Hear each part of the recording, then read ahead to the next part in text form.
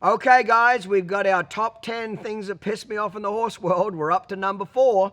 You guys have asked for the list, so I put the list together. Number 4.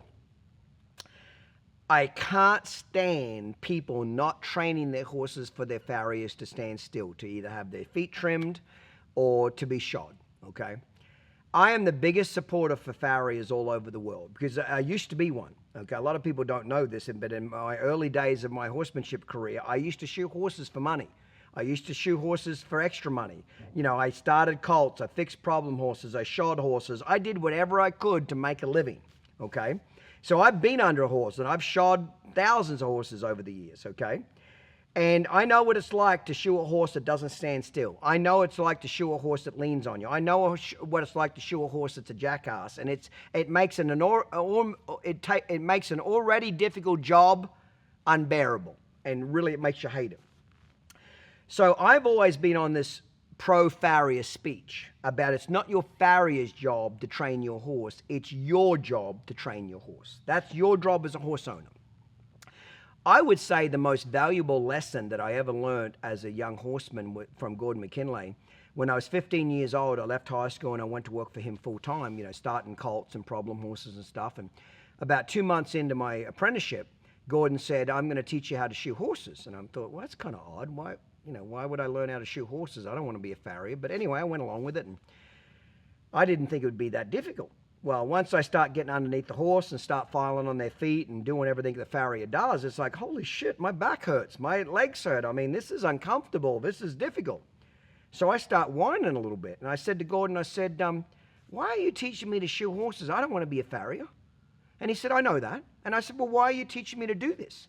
He said, because if I teach you how to shoe horses, you'll be really good at preparing horses' feet. You'll be the best at making sure your horses stand for the farrier. And I said, what do you mean?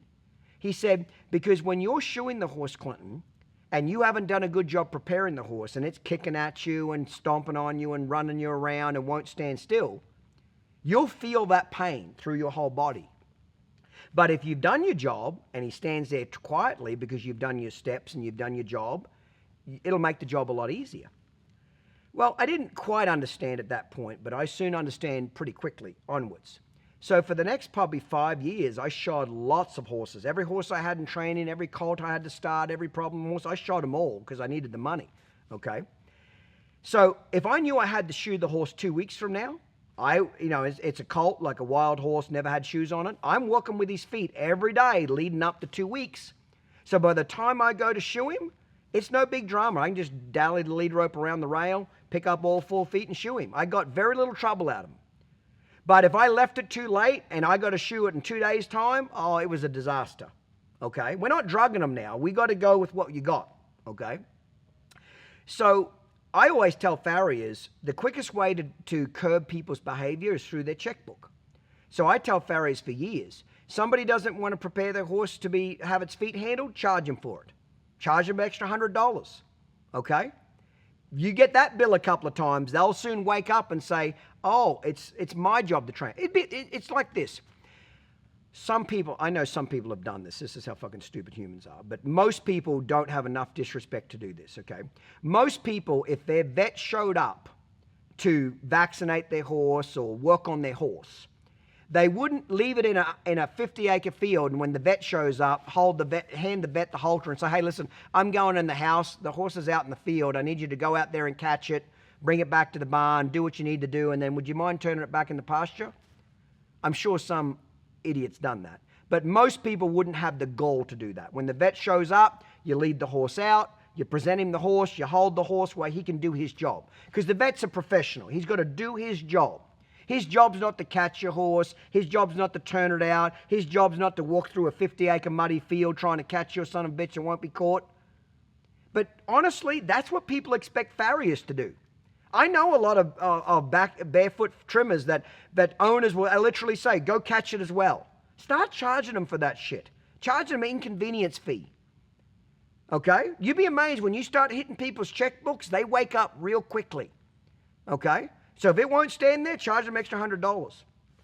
I always love telling this story. So I always pride myself in my horsemanship program on my horses stand for farriers. If they've been through my program and my method and my barn, my ranch and my students, my pride is that they stand there like statues. Like you could drop the lead rope and the farrier could shoe it with nobody hanging onto it. That kind of broke, okay?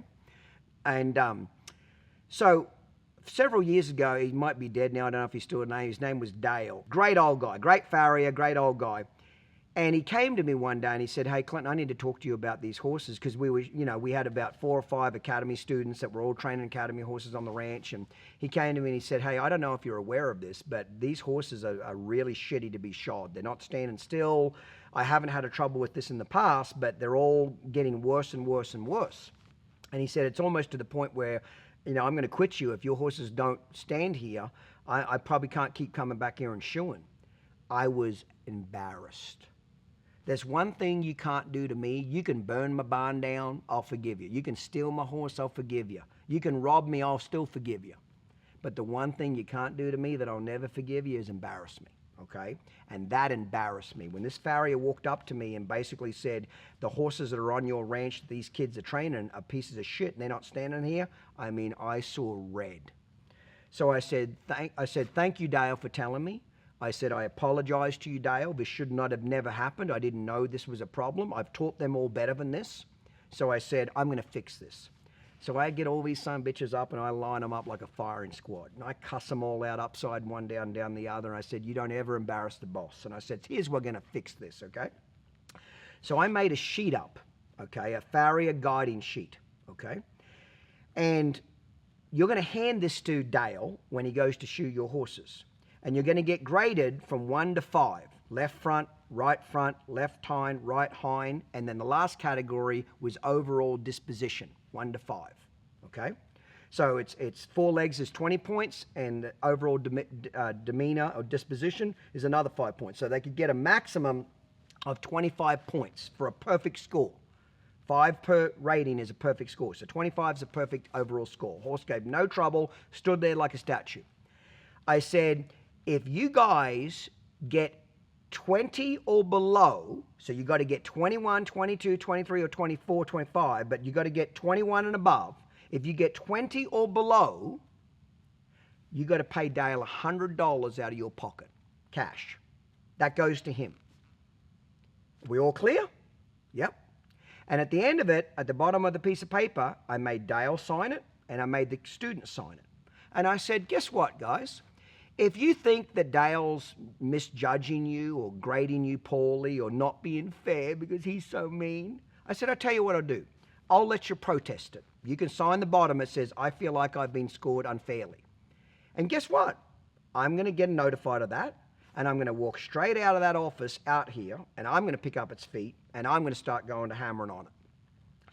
But I promise you this, if you get me involved and it doesn't get better at 21 or better, I'm going to charge you $3,000. Are you clear about that? So be careful if you're going to get me involved.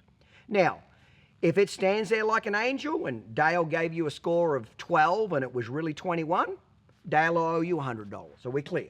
And I said this right in front of Dale, right in front of the student. So I said, Dale, you're not going to abuse this. You have the power to take money out of these kids' hands. I knew he wasn't going to do it, but I just said it in front of everybody. And I said, you have the ability to take money out of their hands. And I said, but I don't think you will. And he wasn't. He's old school. He's salt of the earth, this guy was. But I said, this is to hold these kids accountable. Guess what? They go through one whole shoe-in cycle. I walk out to Dale about, 3 or 4 weeks later or whatever it was. And I pull him aside and I said, Dale, how's our little, that's what I said to him. I said, Dale, you must be rolling in cash, are you? All these kids giving you all this money? He laughed and he said, I haven't got 1 cent out of these little son of bitches, not one. We laughed about it. And I said, good, that's their job. It's funny, when I started threatening to take money out of their pocket, they did their job. What made me so mad about this whole story is these kids knew better. I trained them how to do this. It wasn't new. They didn't have a lack of knowledge. They had a lack of laziness. They had laziness. They had not given a shit, and they embarrassed me. Since that day to this day, I still make the students fill out that training card, the Farrier, fill that training card out and judge it, and they email it to me. When they get done, they have to take a photo of it and email it to me. that fixed that whole problem. So farriers start charging people for doing a shitty job on preparing their horses. And if that customer bitches about it or leaves you, get rid of them, find a better customer. Let somebody else that's more desperate take care of their bullshit, okay? So be accountable. Farrier's job is really difficult. And if you've never done it, you probably should pick a foot up and actually try to do it for 10 minutes. Because then you'll quit bitching about his bill, I promise you. When it's your back, your legs, you will have a whole healthy respect for farriers. So I'm always pro-farrier, that's for sure.